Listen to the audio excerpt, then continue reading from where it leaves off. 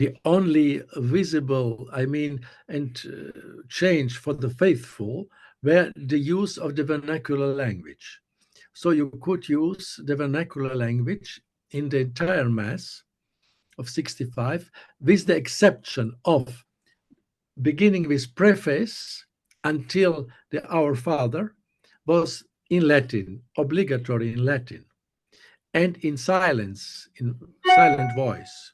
With all the crosses and genuflections, nothing was changed. You see, it was a very balanced form. And then the next point, which is important when we speak about this, 2 years later, after the Council, 67, it was the first synod, assembly of synod of bishops after the council.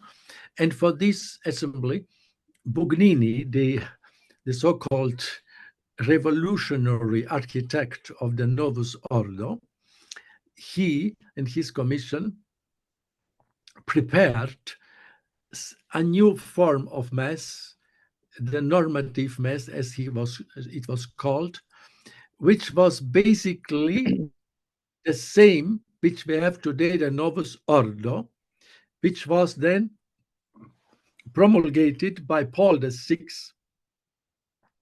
2 years later in 69. So you see, 65, all the council fathers was happy. Monsignor Lefebvre, it's a balance, good, basically reform. Then 67, he proposed this revolutionary novelty and celebrated this new Novus Ordo in the presence of the synodal fathers, 67, which were almost all still members of the council 2 years ago.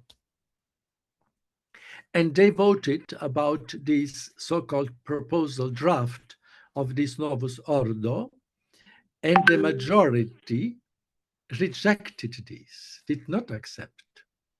You see, the Novus Ordo was basically rejected by the council fathers because, I repeat, in 67, the members of the 67 were almost all who participated in the council 2 years before. And so they rejected the majority, this form. And in spite of this rejection, I would say of the council fathers, in spite of this, Bugnini, with the approval of Pope Paul VI, imposed to the entire church a revolutionary Novus Ordo, which was basically rejected by the council fathers in 67. These are the facts.